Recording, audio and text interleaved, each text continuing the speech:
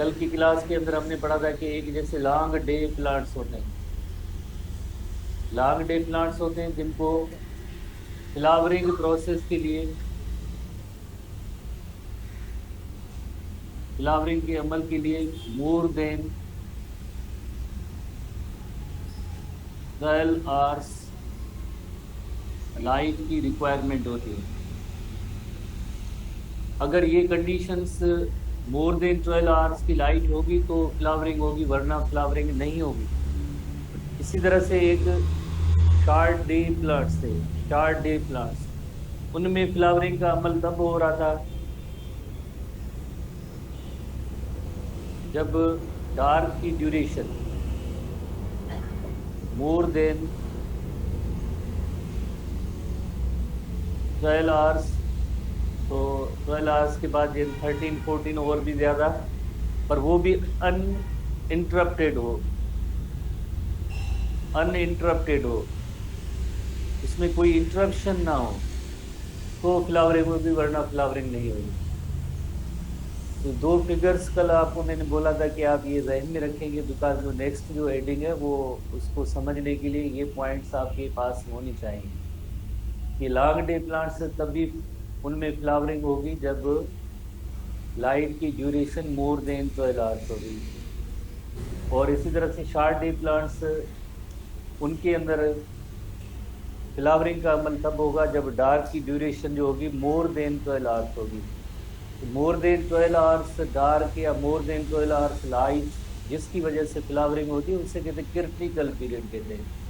Critical period is necessary for the flowering. तो इसके अंदर क्रिटिकल पीरियड क्या है? क्रिटिकल पीरियड है डार्क का पीरियड है जो मोर देन 12 आवर्स है। इसके अंदर क्रिटिकल पीरियड क्या है?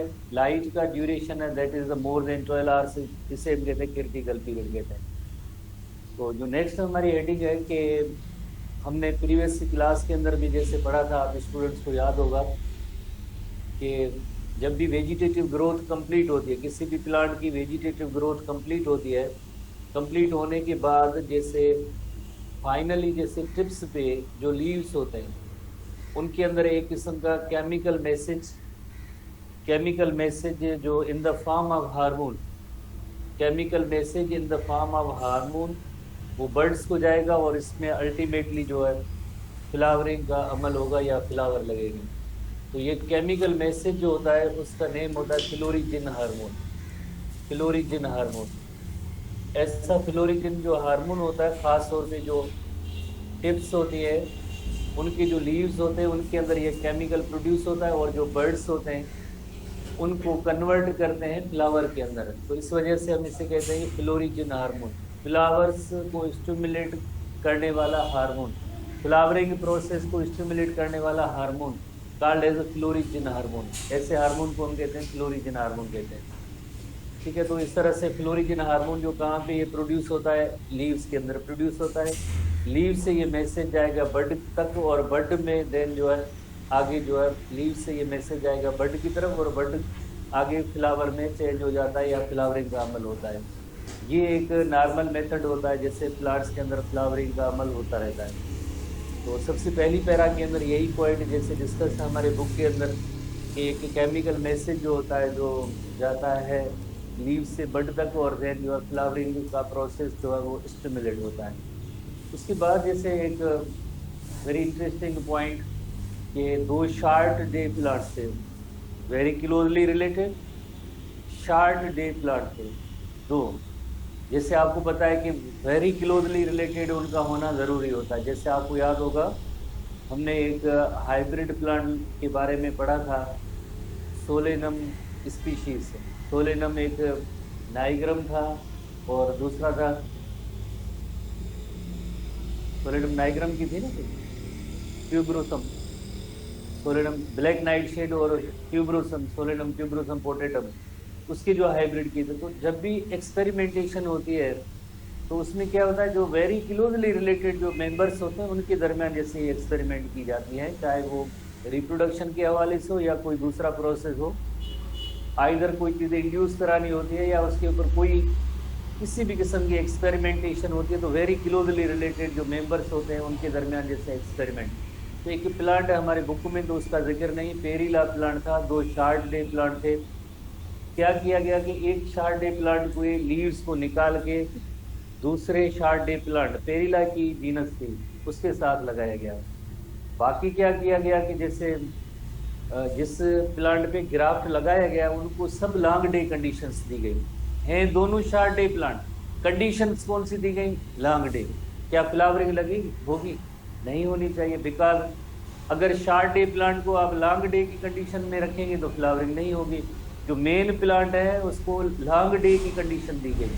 जैसे इसी तरह से आप आगे देखेंगे कि जो मेन प्लांट है उसको लॉन्ग डे की कंडीशंस में रखी गई। जैसे ये पेरीला प्लांट और ये इसका जो मेन प्लांट है, तो इसको जो टोटली जो है लॉन्ग डे की कंडीशंस रखी गई। अब इसमें तो फ्लावरिंग का अमल हो ही नहीं सकता। पर एक ऐसा लीफ जो ग्राफ्ट किया था, ग्राफ्टेड लीफ था, पेरीला का ही था, पेरीला का था, इसके अंदर केमिकल मैसेज पड़ा है। और इसके अंदर कौन सा केमिकल मैसेज पड़ा है कि फ्लावर लगना है, वो केमिकल मौजूद था, फ्लोरिजन मौजूद था। तो इसके अंदर जो है इस शार्ट डे प्लांट के अंदर लॉन्ग डे कंडीशन रखने के बावजूद भी फ्लावरिंग होगी। ये प्लांट क्या था? प्लांट था, शार्ट डे प्लांट था, कुछ कंडीशन में रखा गया था, कंडीशन थी लॉन्ग डे की कंडीशन। पर उसके अंदर एक जैसे लीफ का जब ग्राफ्ट इसमें किया गया तो इसके अंदर ऐसा केमिकल मैसेज जो था, किस किस्म का केमिकल मैसेज के इसके अंदर जो है फ्लोरिजन हार्मोन पड़ा था, जिसने इसकी बड को स्टिमुलेट किया और फ्लावर लग गया। इसका मतलब ये हुआ कि अगर कंडीशंस किस तरह की भी हो, पर इसके अंदर जो केमिकल मैसेज है उसको ट्रेस किया था उन्होंने, उसको आइडेंटिफाई किया था कि ये जो फ्लावरिंग का अमल जो होता है इस केमिकल फ्लोरिजन हार्मोन की वजह से होता है। तो हमारे बुक के अंदर इसी तरह की एक पैरा जो मौजूद है, ठीक है, हम इस टीबी के हवाले से देखते हैं।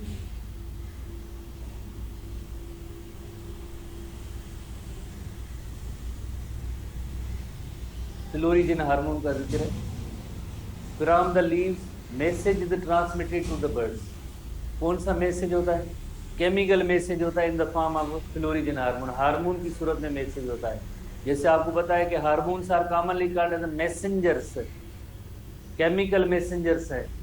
एक जगह का मैसेज जाके दूसरी जगह को देते हैं इन द फॉर्म ऑफ केमिकल्स। तो वो केमिकल कौन सा? फ्लोरिजन था।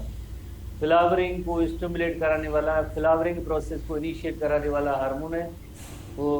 From the leaf message is transmitted to the buds and that the message takes place from hormone. और उस हार्मोन का जो नेम जो फ्लोरिजन था, क्या किया गया था कि the message takes the form of hormone has been demonstrated by the indigenously grafting to short day plant. Book में जिक्र नहीं है कि वो दो शार्ट डे प्लांट कौन से थे। पेरीला प्लांट की जो जीनस थी पेरीला प्लांट, उसके वेरी क्लोज रिलेटेड प्लांट थे।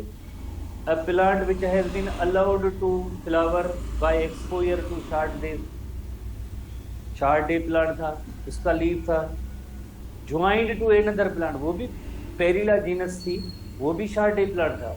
हैज बीन प्रिवेंटेड, उसको ऐसी कंडीशंस दी गई जिसके अंदर वो लॉन्ग डे कंडीशन थी। प्रिवेंटेड, रोका गया कि फ्लावरिंग ना हो, उसको कैप्ड इन लॉन्ग डे कंडीशन, उसको लॉन्ग डे कंडीशन में ही रखा। बाकी प्लांट को टोटल को लॉन्ग डे कंडीशन में रखा।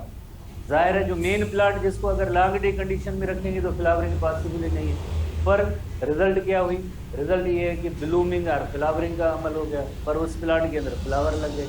इसका मतलब ये हुआ कि hormone has been named as florigen, और वो हार्मोन उस लीफ की जो बड जो ग्राफ्ट किया था उसके अंदर मौजूद था, उसने ही मैसेज दिया था कि अब जो है फ्लावरिंग का अमल होना चाहिए। इलस्ट्रेशन दोबारा से देखते हैं। जैसे ये पेरीला प्लांट की जो जीनस के हवाले से, जैसे ये भी पेरीला प्लांट है, ये भी पेरीला प्लांट है, ये दोनों शार्ट डे प्लांट है। टू प्लांट्स है ना, जैसे हम कह रहे हैं कि दो प्लांट को जैसे ग्राफ्ट इसमें किया गया, तो ये एक शार्ट डे प्लांट था, इसका ग्राफ्ट जो है दूसरे प्लांट पे लगाया गया। बाकी रिमेनिंग जितना भी ये प्लांट था, इस प्लांट को कौन सी कंडीशन में रखा गया? उन प्लांट को लॉन्ग डे कंडीशन में रखा गया। इन प्लांट्स को, बाकी रिमेनिंग जो मेन प्लांट है, जाहिर है ग्राफ्ट तो इसका लीफ हुआ है, मेन प्लांट तो ये है, मेन प्लांट ये है, इसका रूट स्टेम लीफ सॉइल के साथ अटैचमेंट ये है, तो इसको सब टोटली जिसे कहाँ रखा गया? इसको लॉन्ग डे कंडीशन में रखा गया। तो अब इस प्लांट के अंदर फ्लावर तो पॉसिबल नहीं है, बिकॉज इसको जो टोटली लॉन्ग डे कंडीशन में रखा गया। पर ये जो ग्राफ्ट आया था, ग्राफ्ट इसके अंदर एक केमिकल प्रेजेंट था, केमिकल का नेम फ्लोरिजिन। उसने क्या किया, उसने फ्लावरिंग को स्टिमुलेट किया। तो इसका मतलब ये हुआ कि एक डेफिनेट केमिकल है जिसकी वजह से जो है फ्लावरिंग का अमल होता है। वरना इस प्लांट में लॉन्ग डे कंडीशन, आप बाय द वे नेचुरल ऐसे ग्राफ्ट के बगैर आप इस प्लांट को लॉन्ग डे कंडीशन देंगे कभी भी फ्लावरिंग नहीं होगी। पर उसके अंदर जैसे ये ग्राफ्ट जो लगाया था, लीफ लगाया था, टिप वाला जो लीफ यहाँ से निकाल के लगाया था, तो उसके अंदर एक केमिकल मैसेज था। इस केमिकल मैसेज की वजह से इसके अंदर जो फ्लावरिंग हुई। अब plant which has been allowed to flower by exposure to short days, ठीक है ना, जिसमें जैसे अगर शॉर्ट डे का एक्सपोजर मिलता है तो यकीनन फ्लावरिंग होती है। पर इसको ज्वाइंड टू अनदर प्लांट, उसको दूसरे प्लांट के साथ जो ज्वाइन किया गया, इस ग्राफ्ट को दूसरे प्लांट के साथ ग्राफ्ट किया गया, उसको कहाँ रखा गया, which has been prevented from flowering by keeping in long day condition. इसको सब लॉन्ग डे कंडीशंस वाली जो दी गई तो यकीनन फ्लावर नहीं है। तो इसमें फ्लावर बाय द वे नहीं होना चाहिए, प्रोड्यूस ही नहीं होना चाहिए, बिकॉज ये सारी जो लॉन्ग डे कंडीशंस हैं। पर इसके अंदर जो फ्लावरिंग का अमल हो गया, क्यों हुआ, बिकॉज इस जो ग्राफ्ट के अंदर जो एक मैसेज था, केमिकल था, उस केमिकल का नेम था फ्लोरिजिन हार्मोन, और उस वजह से जो है ये फ्लावरिंग हुई। यानी उनको जस्ट आइसोलेट करना था, केमिकल एक आइसोलेट करना था कि कौन सा केमिकल है जिसकी वजह से प्लांट्स के अंदर फ्लावरिंग का अमल होता है। जैसे हमारी बॉडी के अंदर भी वेरियस केमिकल्स हैं, जैसे ग्रोथ हार्मोन है, आपने जैसे पढ़ा है तो चैप्टर 3 के अंदर कितने केमिकल, हर एक हार्मोन का एक खास इम्पैक्ट होता है या असर होता है। तो इसी तरह से इन लीव्स के अंदर एक केमिकल निकला था, आइसोलेट किया गया बाद में, उसकी केमिकल नेचर देखी गई कि वो फ्लोरिजिन हार्मोन ही है, और इस फ्लोरिजिन हार्मोन की वजह से ही जैसे फ्लावरिंग का अमल होता है, फ्लोरिजिन। वरना तो प्लांट मेन ये है, मेन प्लांट तो ये है, इसके अंदर रूट स्टेम लीव्स ये पड़े, इसमें तो फ्लावरिंग का अमल नहीं हो रहा था। फ्लावरिंग इस प्लांट के अंदर क्यों हुई है, बिकॉज इस लीफ के ग्राफ्ट की वजह से हुई है। इससे ये बात साबित हुई कि florigen hormone is responsible for the flowering. Simply florigen hormone is responsible for the flowering, flowering process के लिए।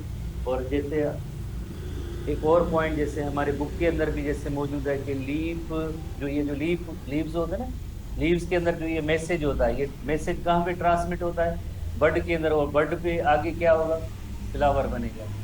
ये मैसेज किस सूरत में होगा, ये मैसेज होगा in the form of florigen hormone. Florigen hormone की सूरत में ये मैसेज होगा, और ये मैसेज बर्ड की तरफ जाएगा, और बर्ड से जो है देन फ्लावर लगेंगे। फ्लोरिजिन हार्मोन ये लीव से मैसेज आएगा, किधर जाएगा, जैसे बर्ड की तरफ जाएगा, और बर्ड में देन आगे क्या होगा, फ्लावरिंग का प्रोसेस होगा। Florigen hormone, flowering hormone, florigen hormone, flowering hormone, commonly general terms में हम उससे फ्लावरिंग हार्मोन कहेंगे। कहाँ से वो रिलीज होता है, फ्रॉम द लीव्स। किधर जाता है, बर्ड्स पे जाता है। बर्ड को क्या कहेगा, देन फ्लावरिंग प्रोसेस को स्टिमुलेट करता है। तो ये मैसेज जो है इस तरह से लीव से बर्ड की तरफ गया, और बर्ड में देन जो फ्लावरिंग का अमल होता है। इस पॉइंट को जैसे बुक में हमारे जो जस्ट वर्ड से हमने कोशिश की है कि आपको ऐसी लाइक ट्रिक से समझाएं, आपको जैसे समझ में आ जाए। लीव से मैसेज बर्ड की तरफ गया, और बर्ड को स्टिमुलेट किया उन्होंने, और फ्लावर लग गया। ठीक है, होपफुली आपने इसको गेन किया होगा। अब हम नेक्स्ट हेडिंग पे आते हैं, नेक्स्ट हेडिंग पे आते हैं, बायोलॉजिकल क्लॉक इन प्लांट्स। जैसे आप स्टूडेंट्स को याद होगा, चैप्टर 3 के अंदर भी हमने ह्यूमन बीइंग के हवाले से भी एक बायोलॉजिकल क्लॉक को नोट किया था कि जैसे वक्त गुजरता जाता है, तो जैसे वक्त गुजरता जाता है उसके हवाले से हमारी बॉडी के अंदर ऐसी चेंजेस होती रहती हैं। याद है या नहीं है कि जैसे सुबह के वक्त क्या होता है, उसके बाद क्या होता है, उसके बाद क्या होता है, इस तरह से 24 आवर्स की एक्टिविटीज़ जो होती हैं वो रिपीट होती रहती हैं। इसी तरह से प्लांट के अंदर भी ऐसी एक्टिविटीज़ जो है कंटिन्यूसली जैसे होती रहती है। हर प्लांट के हवाले से अगर आप देखें कि उसकी एक जर्मिनेशन की सीड है, टाइम है, जर्मिनेशन ऑफ सीड उसका टाइम होता है, फ्लावरिंग का टाइम होता है। इसी तरह से आप देखें स्टोमेटा की ओपनिंग का टाइम है, क्लोजिंग का टाइम है। तो ये पूरा एक इंटरनल, इनके अंदर प्लांट्स के अंदर भी एक इंटरनल टाइम मेजरिंग सिस्टम मौजूद है। अगर हम ह्यूमन बीइंग और हायर एनिमल्स की बात करें तो हमारे पास तो जस्ट रिसेप्टर्स होते हैं, रिसेप्टर्स होते हैं, कोई भी चेंज होती है उसको डिटेक्ट करते हैं। प्लांट के अंदर ना तो ब्रेन है ना रिसेप्टर्स, ऐसे जो बाज़ाहिर अलग से कोई आर्गन है कि वो किसी इन्वायरमेंटल चेंज को डिटेक्ट करें। तो इसके पास भी कोई एक रिसेप्टर होने चाहिए, एक ऐसे केमिकल या कोई भी एक रिसेप्टर होने चाहिए जो इन्वायरमेंट के अंदर जो जैसे चेंजेस आ रही हैं, इन्वायरमेंट के अंदर कौन सी चेंज, जैसे आप देखें सुबह के बाद जैसे सनलाइट लगती है तो रात के वक्त सनलाइट नहीं है, तो ये इन्वायरमेंटल फैक्टर है। इस इन्वायरमेंटल फैक्टर को डिटेक्ट करने के लिए इसके पास कुछ ना कुछ तो रिसेप्टर जैसी चीज़ें होनी चाहिए। जैसे फॉर एग्जांपल हमने नोट किया था, जैसे एक मेलाटोनिन हार्मोन है फॉर एग्जांपल हमने, तो मेलाटोनिन हार्मोन आइज के थ्रू जैसे सेंसेशन उसकी होती है, और जैसे डार्क होती है तो मेलाटोनिन हार्मोन ज़्यादा रिलीज होता है, फिर हमें नींद आ जाती है। तो इसी तरह से प्लांट के अंदर भी एक इंटरनल एक टाइम मेजरिंग सिस्टम मौजूद होता है कि सीड की जर्मिनेशन कब होनी है, क्लोजिंग ऑफ स्टोमेटा कब होना है, ओपनिंग ऑफ स्टोमेटा कब होना है, फ्लावरिंग कब होनी है, तो उसे हम कहते हैं बायोलॉजिकल क्लॉक इन प्लांट्स कहते हैं। 106 पेज पे आप आएंगे तो mechanism involving the light quality and the biological clock to measure the daylight plant needs some metabolic clock. जैसे हमने एनिमल्स के हवाले से चैप्टर 3 के अंदर भी पढ़ा था कि एक हमारे यहाँ इंटरनल टाइम मेजरिंग सिस्टम मौजूद है, उस इंटरनल टाइम मेजरिंग सिस्टम को हम कहते हैं बायोलॉजिकल क्लॉक कहते हैं, जिसका काम क्या होता है, to measure the time how long it has been light और dark, to measure the time. इस क्लॉक सिस्टम का मेटाबॉलिक क्लॉक का एक काम होता है, और जैसे वक्त गुजरता रहता है तो उसमें प्लांट के अंदर उसके हवाले से चेंजेस भी आती रहती हैं। जैसे हमने ह्यूमन बीइंग का एग्जाम्पल लिया, जैसे डार्क होती है तो मेलाटोनिन रिलीज हुआ, मेलाटोनिन रिलीज हुआ तो हमारा रिस्पांस क्या हुआ, हमें नींद आ गई। तो इसी तरह से जैसे ही वक्त गुजरता जाता है तो उसके अंदर जो चेंजेस आती हैं, जो प्लांट के अंदर भी चेंजेस आती है, तो इसका मतलब ये है कि लाइट डिटेक्टिंग सिस्टम जो है इसके अंदर जो है मौजूद है, जो ही बायोलॉजिकल क्लॉक को सेट करता है, लाइट डिटेक्टिंग सिस्टम। यानी प्लांट के पास एक मेन जो एक्सटर्नल फैक्टर क्या होता है, मेन एक्सटर्नल फैक्टर है वो लाइट लगती रहती है जैसे, और लाइट की जैसे आपको पता है क्वालिटी भी होती है और इसकी ड्यूरेशन भी होती है। जैसे short day plant, long day plant, quality भी है, ड्यूरेशन भी है। इसी तरह से ड्यूरेशन का मतलब होता है जैसे short day long day plant, light की ड्यूरेशन। क्वालिटी का मतलब है कि जैसे आपको पता है कि लाइट जो 7 कलर्स विजिबल लाइट का स्पेक्ट्रम होता है, हर एक की अलग अलग वेवलेंथ होती है, और जैसे सुबह से लेकर शाम तक जो लाइट जो प्रेजेंट है उसके अंदर जो है उसकी क्वालिटी है, उसके अंदर भी जो चेंजेस होती है वो हर किस तरह की चेंजेस होती है उनको जो डिटेक्ट करने के लिए इस प्लांट के पास एक रिसेप्टर होता है, इसके पास एक रिसेप्टर होता है यकीनन जो वो इस लाइट को डिटेक्ट करता है, और उसके अकॉर्डिंगली जैसे अकॉर्डिंगली इस प्लांट के अंदर कोई अपनी activities, metabolic activities, function, response plant show करता रहता है। तो लाइट डिटेक्टिंग सिस्टम इसके अंदर मौजूद है जो लाइट को डिटेक्ट कर देगा। उस लाइट के क्वालिटी, ड्यूरेशन के हवाले से देख जो है आगे जो है इसके अंदर जो चेंजेस आती रहती हैं।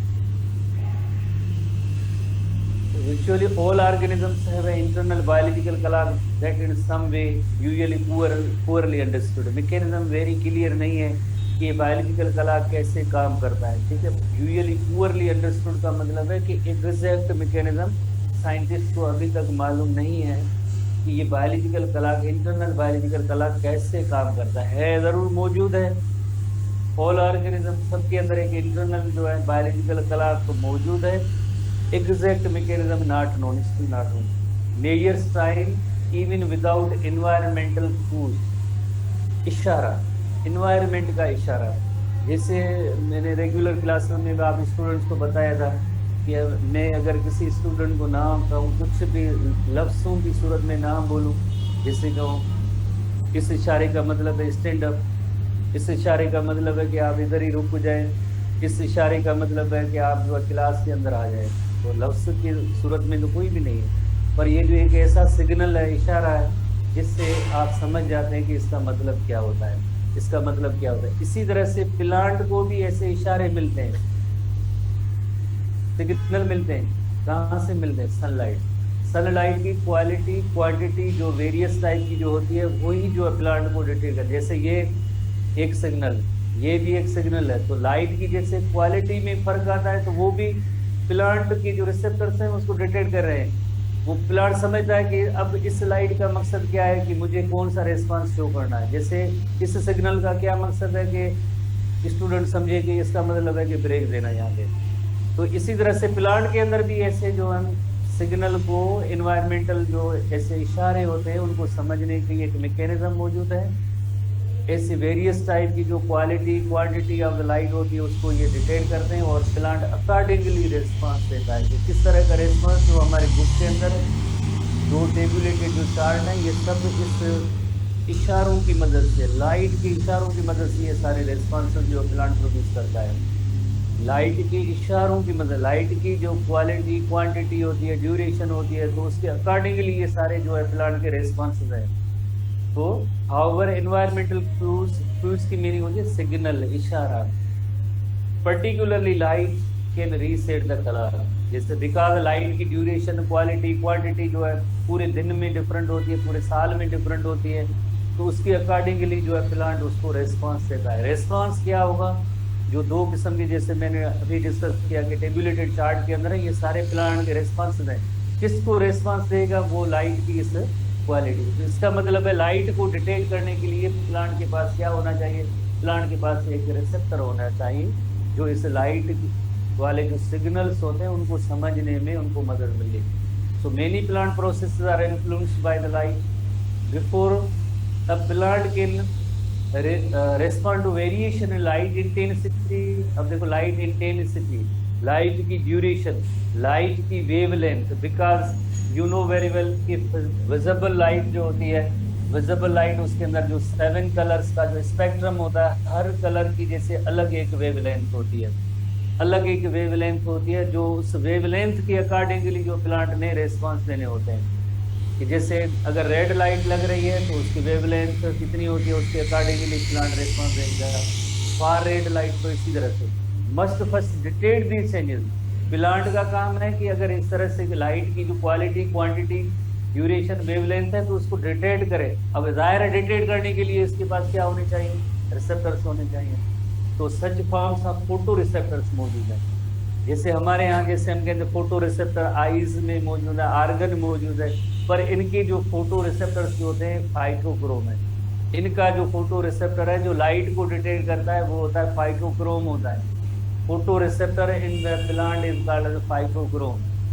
फोटो रिसेप्टर जो लाइट की क्वालिटी क्वांटिटी ड्यूरेशन वेवलेंथ को जो डिटेक्ट करता है उस केमिकल का नेम होता है फाइटोक्रोम होता है। जो ही लाइट को डिटेक्ट करता है कि किस क्वालिटी की क्वांटिटी की वेवलेंथ की जो है लाइट अब आ रही है।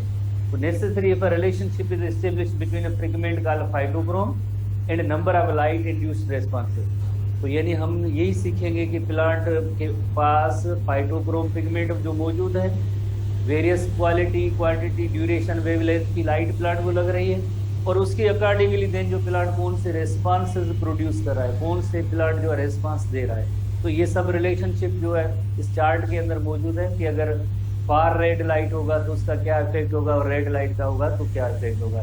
तो ये इस पिगमेंट को हम जैसे फाइटोक्रोम कहते हैं। और आपको पता है बुक के अंदर एक क्वेश्चन भी मौजूद है, ये इसकी केमिकल कंपोजिशन है protein plus pigment, protein plus pigment उसकी कॉम्बिनेशन है, उससे हम कहते हैं फाइटोक्रोम। और इसके दो इंटर कन्वर्टेबल फॉर्म्स है, इंटर कन्वर्टेबल फॉर्म्स है। इंटर कन्वर्टेबल की मीनिंग होती है कि दोनों पिगमेंट एक दूसरे के अंदर कन्वर्ट होती रहती हैं।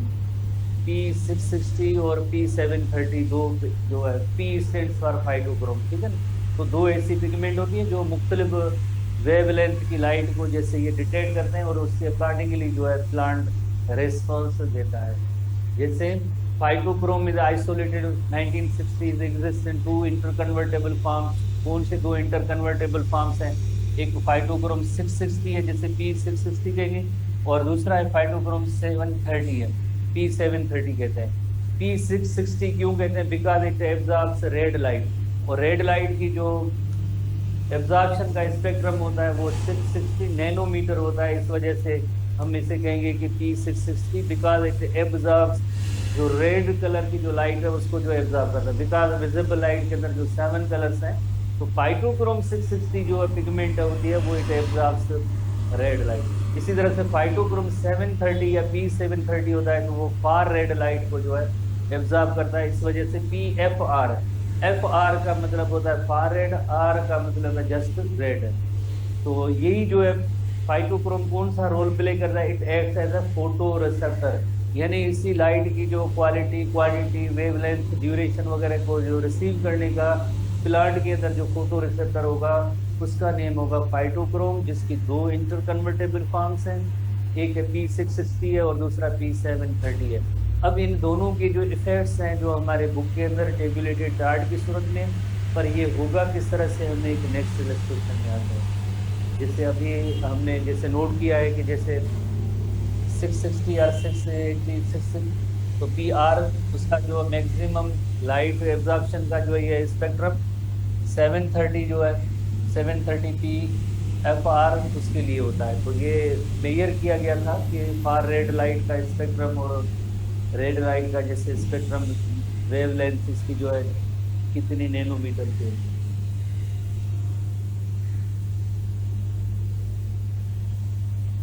तो फाइटोक्रोम 660 जिससे एब्जॉर्ब्स रेड लाइट, अभी हमने जैसे नोट किया, और उसका एब्जॉर्प्शन का जो स्पेक्ट्रम है जो वो है 660 nanometer. Phytochrome 730 RP 730 absorbs light of the far red region, और उसकी जो पीक एब्जॉर्प्शन है वो है 730 नैनोमीटर है।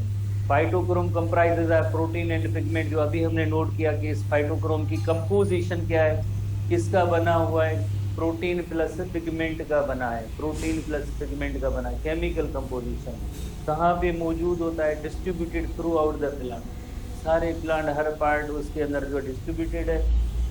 Minute quantity big most concentrated in the growing tips, जो ग्रोइंग टिप्स होती हैं तो उसके अंदर जो है इसकी कंसंट्रेशन ज़्यादा है। सिंपल से क्वेश्चन है बस।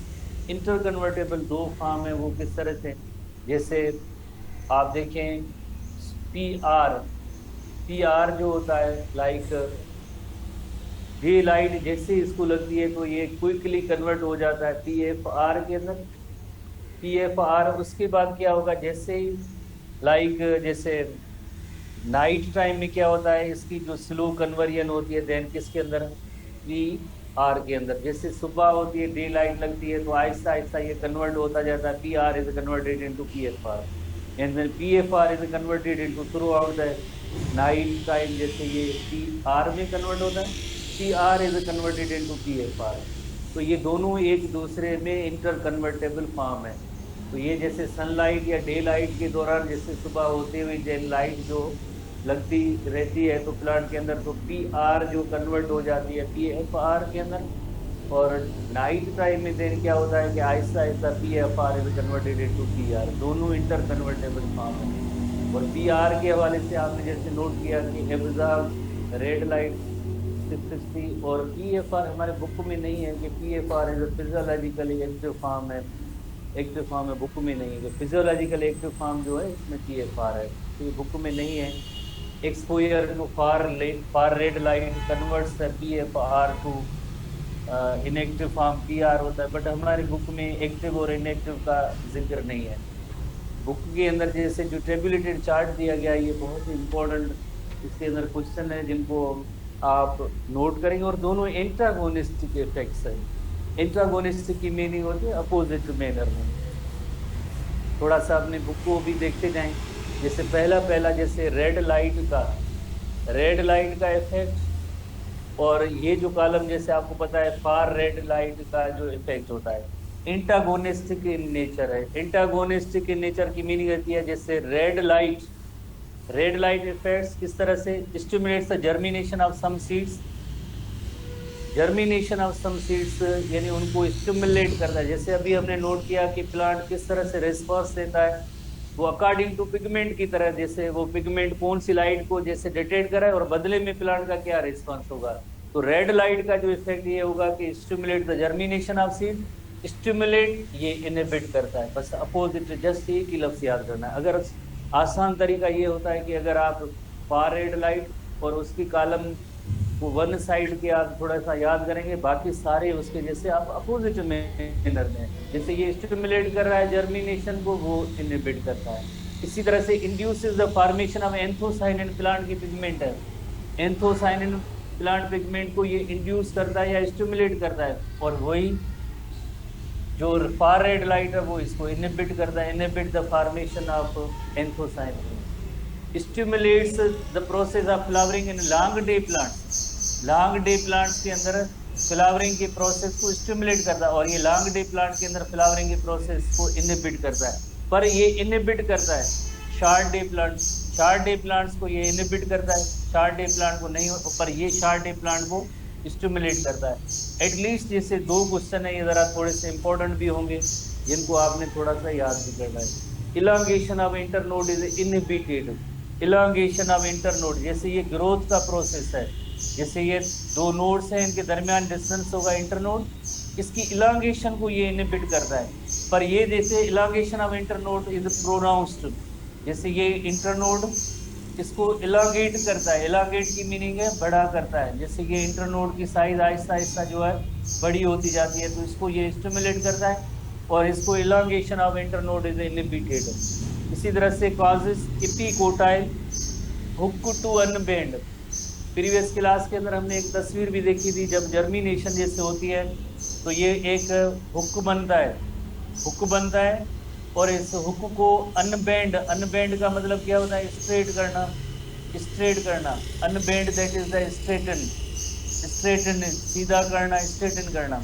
तो causes epicotyl hook to unbend, यानी हुक को अनबेंड करता है, स्ट्रेटन करता है काजिज, और वो मेंटेन कराता है, मेंटेन, बिकॉज पहले जिस तरह से इपिकोटाइल इस तरह से जो होती है ना, ये जो मेंटेनेंस चंद दिनों तक जो होती है, तो ये मेंटेन कराने का काम जो है इस फार रेड लाइट का होता है, ये मेंटेन कराता है, और ये इसको जो है स्ट्रेटन करता है या अनबेंड करता है। तो तकरीबन जैसे टेबुलेटेड चार्ट के अंदर एक दूसरे की एंटागोनिस्टिक पॉइंट्स हैं, कोशिश करेंगे ये जो एटलीस्ट दो क्वेश्चन तो आपको हर हालत में जैसे याद होने चाहिए फ्लावरिंग के हवाले से, और बाकी तो आसानी है, अगर आप कोशिश करेंगे तो दो तीन बार जो याद भी हो जाएगी, ठीक है, कोई इतनी बड़ी मुश्किल जैसी चीज़ें इसमें नहीं है।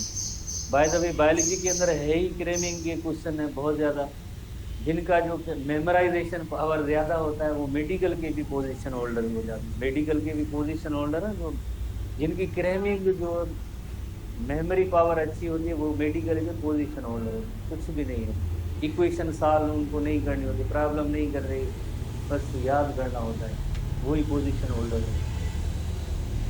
फिर आप भी पोजीशन होल्डर बनेंगे, पर उसके लिए शर्त ये है बादाम ज़्यादा खाएं,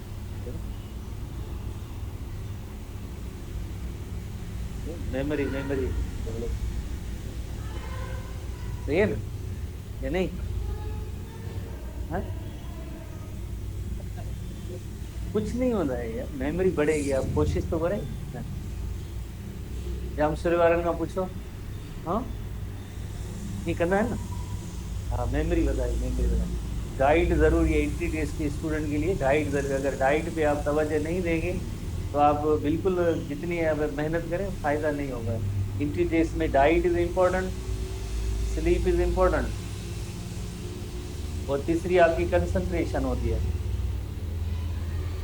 कंसंट्रेशन से आप पढ़ते जाएंगे सीरीज सीक्वेंस से, तो ही आप कामयाब होंगे, वरना जैसे आज पढ़ा है और आप बेचे तो इधर ही है और ग्राउंड में वो छक्के चौके लगा रहे हैं, तो जाहिर है अब क्या चीज़ें समझ में आएंगी, नहीं समझ में आएंगी, फिर तो फर्क होता है, ठीक है ना।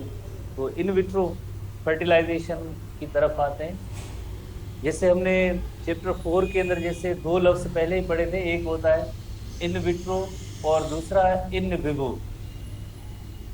इन विवो लिविंग थिंग्स के अंदर जो प्रोसेसेस होते हैं, लिविंग थिंग्स के अंदर, लिविंग थिंग्स के अंदर कोई भी अगर प्रोसेस जैसे इवन फर्टिलाइजेशन का अमल हो रहा है तो उसे हम कहेंगे इन विवो। विट्रो लफ्ज़ की मीनिंग होती है outside the living things, outside the living things, तो कहाँ पे किसी लेबॉर्ट्री डिश के अंदर इक्विपमेंट के अंदर कोई प्रोसेस हो तो उसे हम कहेंगे इन विट्रो, इस प्रोसेस को हम कहेंगे इन विट्रो कहेंगे। दो ही लफ्ज़ हैं, जैसे वो आप जहन में रखेंगे, हमने पढ़ा है पहले ही एनिमल सेक्शन के अंदर, तो एक तो लफ्ज़ है इन विट्रो और दूसरा है in vivo, in vitro in vivo. ऐसे प्रोसेसेस जो नॉर्मली लिविंग थिंग्स के अंदर हो रहे होते हैं उन्हें हम कहते हैं इन विवो कहते हैं, पर वही प्रोसेस अगर साइंटिस्ट कहेंगे हम ये इस जैसा प्रोसेस लेबॉर्ट्री के अंदर परफॉर्म करना चाहते हैं, किसी लेबॉर्ट्री डिश के अंदर, किसी लेबॉर्ट्री इक्विपमेंट के अंदर जो है ऐसा प्रोसेस सेम हम करना चाहते हैं, हमारे आंखों के सामने होना चाहिए, हम देखना चाहते हैं, या हम इसके अंदर थोड़ी सी मॉडिफिकेशन करना चाहते हैं, चेंज ले आना चाहते हैं, तो यकीनन वो लेबोरेटरी के अंदर होगी, लिविंग थिंग्स के अंदर वो प्रोसेस नहीं होगा। तो इसके लिए लफ्ज इस्तेमाल किया जाता है in vitro. In vitro said to be the biological technique or process performed outside the living organism। Living organism को कहाँ पे वो परफॉर्म किया जाएगा? एक आर्टिफिशियल इन्वायरमेंट। आर्टिफिशियल इन्वायरमेंट क्या होता है? लेबोरेटरी होता है, created by means of scientific equipment. Scientific equipment क्या होते हैं? जैसे टेस्ट ट्यूब है, डिश वगैरह, उसी के अंदर जैसे प्रोसेस होता है, तो उसे हम कहते हैं लाइक इन विट्रो। इस टेक्निक को हम कहते हैं इन विट्रो कहते हैं। ठीक है, कल हम इससे आगे डिस्कस करेंगे।